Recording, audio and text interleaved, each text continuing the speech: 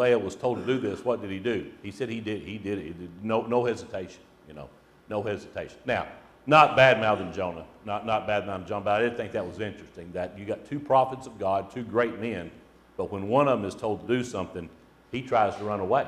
And when another one is told to do something, he does. He's very, neither one of them are things that we would find maybe necessarily pleasant to do. All right, any thoughts before we get into the reading a little bit? Hosea probably had a better reason to run than Jonah. I would kind of agree with you, Margaret. I would kind of agree with you. And one reason I would agree with you is Jonah's thing was temporary. He had to take the message to the people of Nineveh, and then he'd be done. That's what? That's, I don't know, 6 months, a year, whatever, not so long. Hosea's commitment's what? Is longer. That's right. It's a full lifetime, or it's a commitment, So that's a good point, Margaret. Anybody else? All right, let's go ahead and read verses 1, 2 through 9. It's funny they don't include verse 10 in here. We're going to have to go back and look at verse 10 in a minute. And that is something, unless I don't mind getting my phone out and looking up one, but if somebody wants to have a phone or Bible ready, I'm not going to need it right now, but in about 10 or 15 minutes, I'm going to need two verses. Looked up. When the Lord began to speak by Hosea, the Lord said to Hosea, "Go, take yourself a wife of harlotry and children of harlotry, for this land has committed great harlotry by departing from the Lord." Okay, so here's where we talk about what Hosea did. So he went and took Gomer, the daughter of Diblaim, and she conceived and bore him a son. The Lord said to him, "Call him Jezreel, for in a little while I will avenge the bloodshed of Jezreel on the house of Jeru, and bring an end to the kingdom of the house of Israel. It shall come to pass that day that I will break the bow of Israel in the valley of Jezreel." And she conceived again and bore a daughter. Then God said to him, "Call her Lo-Ruhamah, for I will no longer have mercy on the house of Israel, but will utterly take them away. Yes, I will have mercy on the house of Judah, will save them by the Lord their God, and will not save them by the bow, not by the sword or battle, by horse or horseman." Now when she weaned Lo-Ruhamah, she conceived and bore a son. Then God said, "Call his name Lo-Ammi, for you are not my people, and I will not be your God." All right. This is going to be temporary. The last line says there, "You are not my people, and I'm not going to be your God." But this is going to be temporary. He is going to send them away, and they are going to be cut off. And you've studied, and we've studied in here, and Stan knows a lot more about this than I do.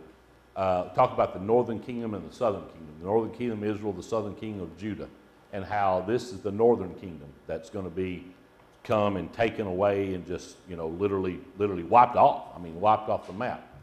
We're going to talk just a little bit about what's going to be left. Anybody remember? That's a tough question. Let's do a little Bible trivia history here. What's going to be left, though, that's going to come back and restart? Anybody remember what it's called? The what? The remnant. That's right. The remnant, okay? There is going to be a remnant, okay? And what are they going to do, Margaret? They're going to build back up. They're going to be God's people. Yeah, they're going to build back up. He is going to save or keep the remnant. And they're going to still be there and do the things they're going to do. All right. There's a question here, and I don't think I'll just throw this out here not for discussion. We can discuss if we want to. There are some Bible scholars that do not believe. Well, I shouldn't say do not believe. They have a doubt possibly whether Gomer was a harlot at the time that they married. We do know that after they marry, she does stray and she does go after other men and all this kind of stuff. To me, it's pretty clear that she was when they married. That's what it looks like to me. But anyway, I thought I would just throw that out there. In my studies, I did find some Bible scholars, I guess you call them scholars, who wonder whether Gomer was actually a harlot when they first married or if she just became that way. So anyway, take that for what it's worth. If we're looking at it as symbolism as to what our relationship is with God, I would say that I agree. She was off. Absolutely, but she was a harlot. Yep. Because we're in sin already. We were sinners. Yep, that's right. We were sinners to begin with. God loved us. That's right. And he That's loves right. everyone. That's right. That's right. That's right. He took us. He took us in. I would say. Yep. Belief would be limiting God. I agree. Yep. I agree, Jody. I think you're right. That's if you look at it, if you continue the symbolism, then that's exactly right. we sure weren't perfect when God took us in. So that's right. That's right. Let's see. Judgment was coming on the northern kingdom. We talked about that. And we've talked about this before. You know, everybody sins. We know that. We've talked about that before. Back in those times, sin was probably a little different, but it was sin. Sin was sin. What is the sin here that God is the most angry with? I'm sure they weren't living right. You know, we talked about people living however they wanted to live, but what's the big sin we're talking about here? What were they doing? We're not being faithful. Worshiping idols, yeah. Or what'd you say, Jody? Not being faithful. Yeah, that's right. Worshiping idols. They had other gods, lowercase g, okay? They had other gods, lowercase g. That is where God is using this symbolism of what? A woman having other lovers, having all this different stuff, okay?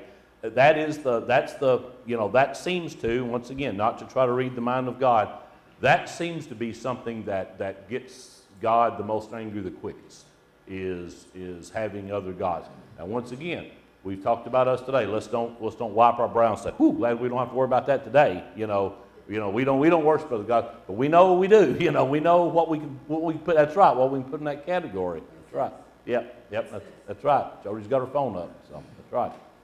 So anyway, but that is something that seems to get God. The harlotry of this story equals other gods, lowercase g.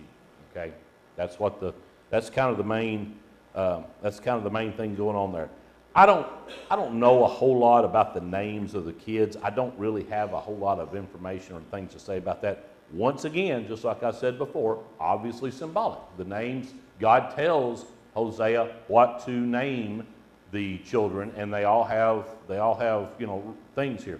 We go back, if you look at the history at this time period, we've got the leaders of Israel, and they're not living like they're supposed to. They're not too far removed from good leaders, but they are far enough removed that they continue down this path of sin. They continue down this path of idol worship. You see a couple of names mentioned of the leaders of Israel that did things wrong. That was a big deal. Okay, so that's where we are now. God has told Hosea to marry Gomer, a harlot, and they have had 3 children. Okay, we know of for sure they've had 3 children. And now let's look and see what happens in verse 2 or chapter 2. Chapter 2, Gomer is going to stray. She is going to stray again after already being married to Hosea and having 3 kids. And the way she strays is symbolic. She strays because, as we read, it's kind of hard. Just reading this, I don't know that I would have picked it up, but reading a couple of things about it, it gives reason she strayed here, and basically she strayed because she wanted men that had what? Things that she wanted. She wanted men that had certain things that she wanted, when God's going to say, what did she have with Hosea? Tough question. What did she have? Everything she needed. She had everything she needed. She strayed because of things she wanted, things of this world, okay? Why do we stray? Things of this world. So, as old as this story is, and as symbolic as this story is, Jody made the point earlier, we can relate this to our lives. We stray for the same reason that Gomer strayed. Gomer strayed because there was something that she wanted, something that she desired, that I guess she didn't think Hosea could give her. And God says, what? You had everything you needed, but you still strayed. Okay? Now, having said all that, let's take a little break right here. I've always had a problem calling a woman Gomer. Okay? Everybody in here, I guarantee you, what's the first thing you think of when you hear the name Gomer? Yeah, we're all old enough in here. We think of Gomer Pyle. Okay, that's the only Gomer I know. Pretty much. But there are women with that name today, and I don't know if it's got anything to do with this or not. But anyway, it's just unusual. It's just unusual. But she did stray. So let's see what happens here. Chapter 2, verses 1 through 8. Say to your brethren, my people, and to your sisters, mercy is shown. Bring charges against your mother, bring charges, for she is not my wife, nor am I her husband. Let her put away her harlotries from her sight, and her adulteries from between her breasts, lest I strip her naked and expose her as in the day she was born, and make her like a wilderness, and set her in a dry land, and slay her with thirst. I will not have mercy on her children, for they are the children of harlotry. For their mother has played the harlot, she has conceived them, she who conceived them has behaved shamefully, for she said, I will go after my lovers, who give me my bread and my water, my wool and my linen, my oil and my drink. Therefore, behold, I will hedge up your way with thorns, and wall her in, so that she cannot find her paths. So she will chase her lovers, but not overtake them. Yes, she will seek them, but not find them. Then I will say, I will go and return to my first husband, for it is better now for me. For then was better for me than now, for she did not go. Then I gave her grain, new wine, and oil, and multiplied her silver and gold, which they prepared for Baal. Once again, very symbolic here, very symbolic language of what's going on here. What Hosea is saying, what God is saying, that is, she is going to stray, just like the children of Israel. She is going to go after these things that she shouldn't. But what's God going to do? Tough question. Look at verses 6 and 7. What's God going to do? He's going to block her. That's exactly right. He's going to block her from these things, so that what's her only choice, basically? Go back there. To go back. That's right. That's exactly right. And that's what's going to happen to the children of Israel. God is eventually going to block all their avenues to anything else except what? Coming back to Him. Okay? Coming back to Him. Now, this is all stuff, I'll be honest, I knew this story, but after studying it, I knew it a lot more deeply. And once again, I think we can apply some of these things to our lives. When we stray sometimes, and when we get out and we go after things, whatever it is you are tempted by, and we go after these things, just like Solomon found out, what do we usually find out? That it's not what we really want, that it's not what we really need, that God has what we need, okay? God has what we need. God provides for us, all right?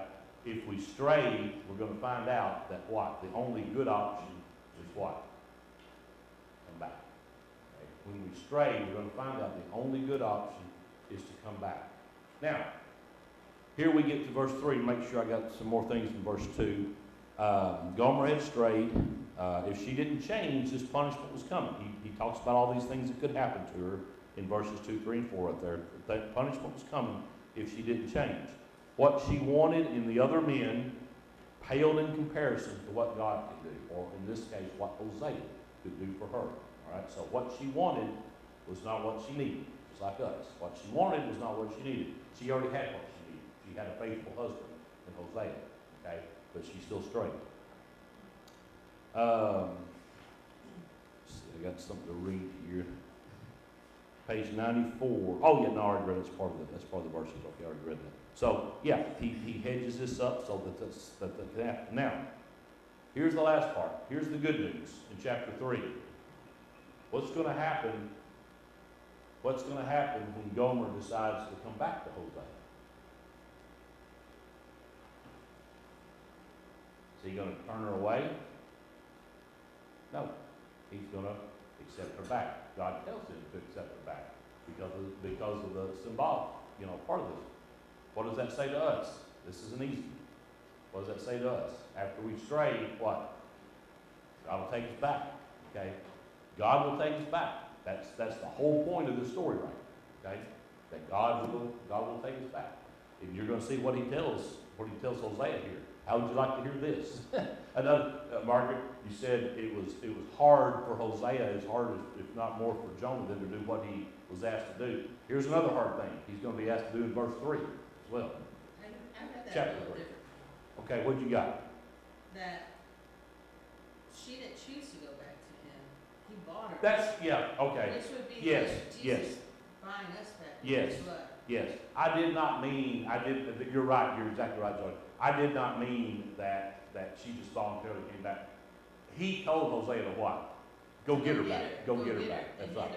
He had to buy her back. He That's right. redeemed her back. Yep, that's just right. like Jesus redeems us. Yeah, yeah, and that's right. The point was that if we go back, he will accept us. Yes. But you're right. We had to have something happen there. You're exactly right. So let's go ahead and read verse 3. This will explain. I'm sorry, I keep saying verse chapter 3.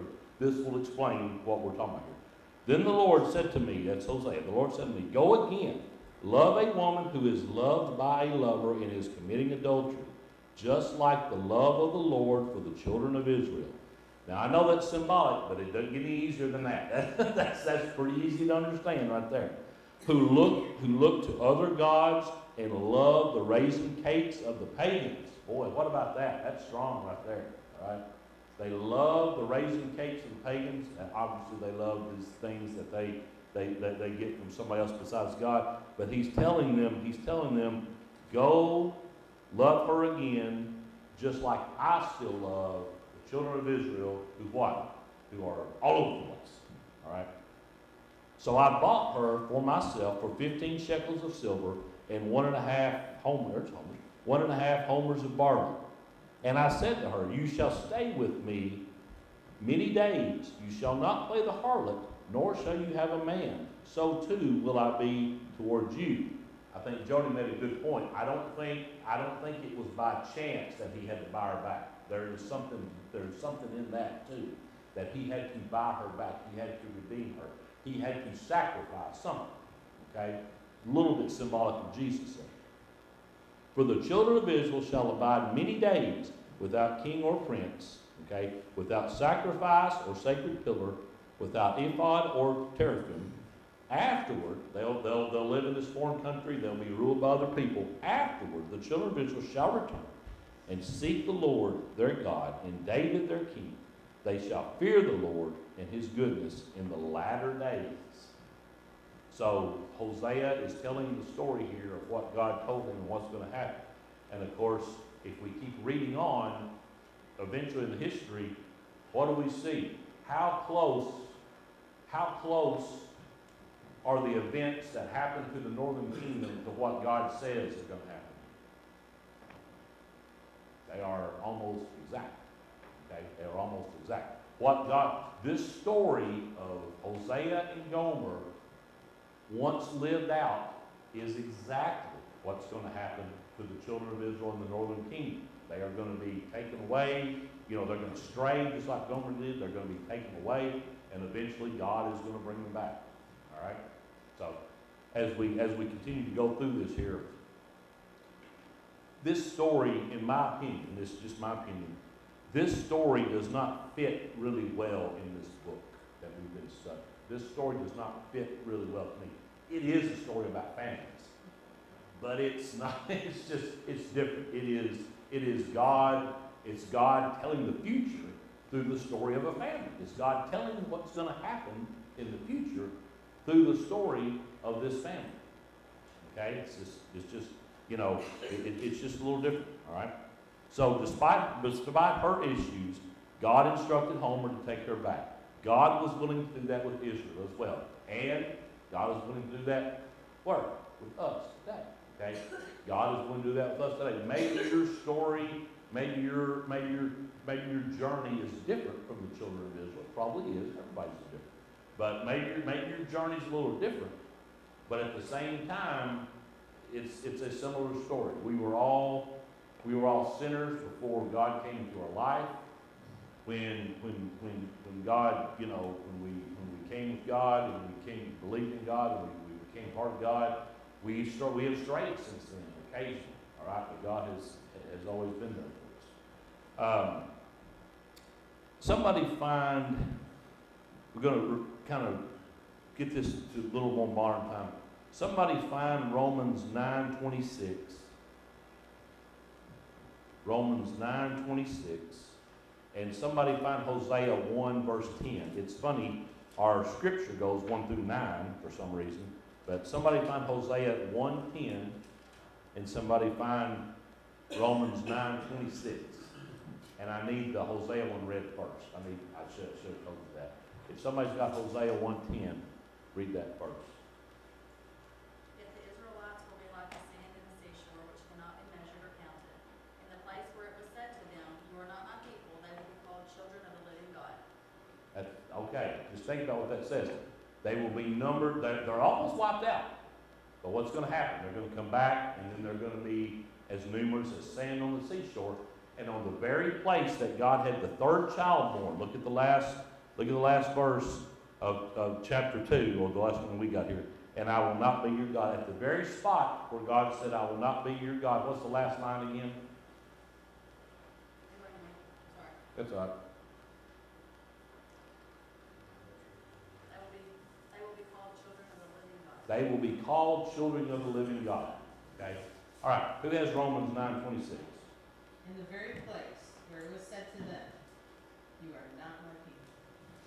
There they will be called children of the living God. Okay, go ahead and read the next one too. Isaiah cries out concerning Israel.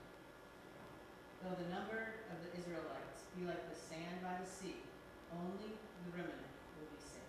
Okay, that's where we get to the remnant. We hear the sand by the sea. I read a commentary on this that there is some foreshadowing here.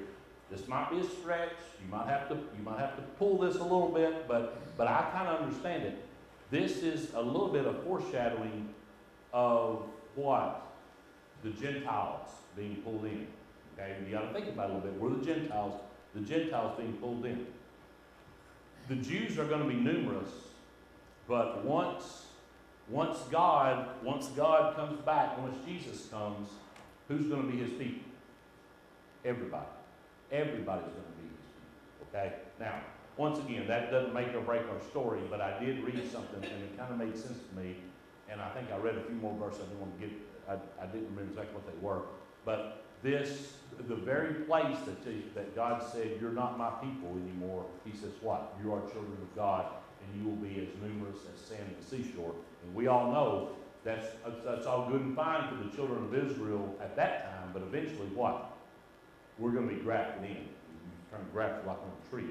We're going to be grafted in as well. Okay? We're going to be grafted into that family as well. All right. First of all, I'm going to read one of the applications, and then I'm going to read a couple of the discussion questions. But anything that you thought of while we're talking here, any comments or thoughts on this, don't hesitate. Anything that jumps out to you. Did you learn? Do you know a little bit more about the story of Gomer and Hosea than you did when you came in? I do. I did. Studying this, I found a lot more than I thought I knew about the story, and I didn't think I knew much at the beginning. All right? But continue thinking about that. We got about 5 or 10 minutes. About 5 minutes left. First application. Homer's relationship with Gomer parallels God's relationship with Israel. Because marital problems are so common in our society, we'll understand the heartbreak that must have existed when Gomer selfishly chose a life of harlotry over fidelity to her husband. This is the same pain God feels when his people choose sin over faithfulness. But despite the hurt our rebellion causes, God continues to be willing to forgive and welcome back into his good graces. So I thought that was a pretty good summary of it right there. A couple of discussion questions, and these are real discussion questions. This isn't just me reading. I want you to think about these things and tell me what you think. This is on page 97. A couple of them pretty good. Why do you think God used Hosea's personal situation to illustrate his relationship with Israel? That's a hard question right there. I'll read it again as you think about it.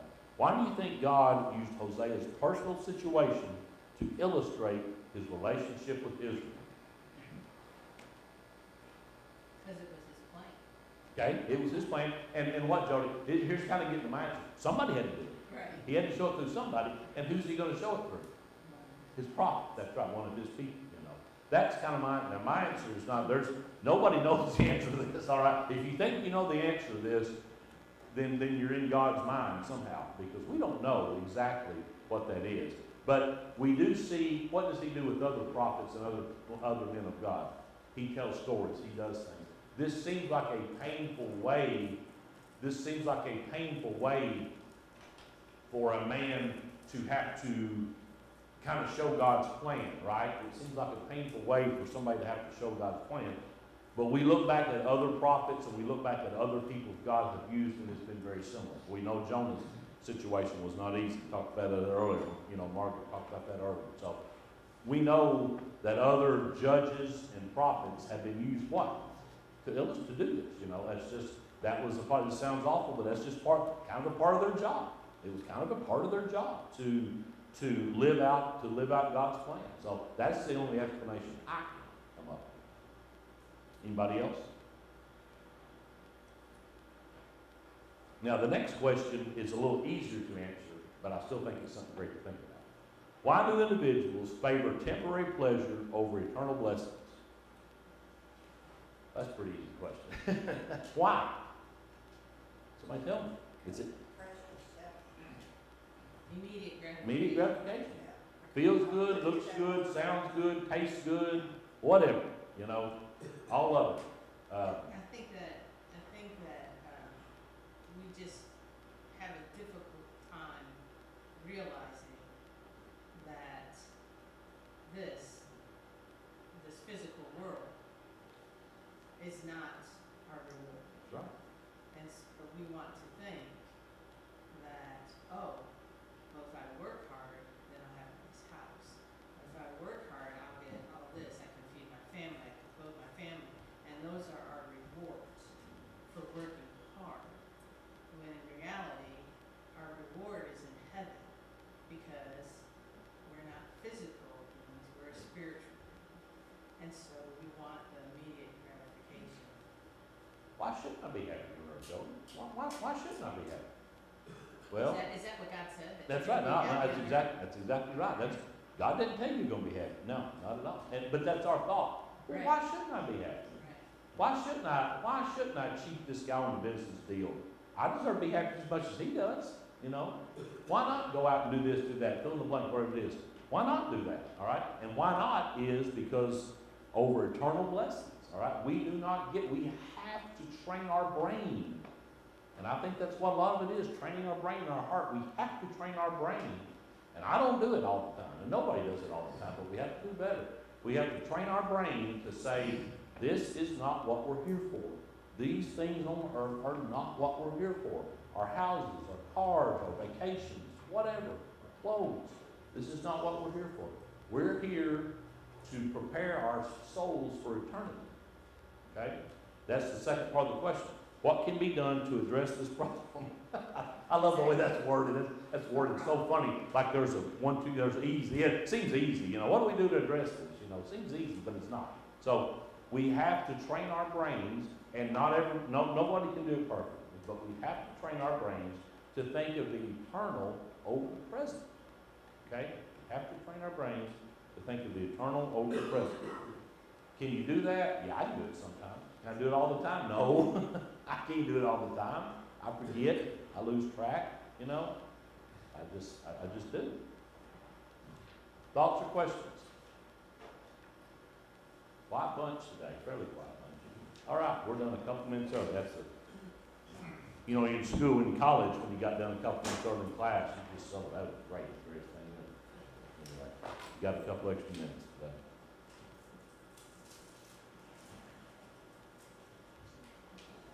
Probably doesn't make that for all the time I've gone over in the past.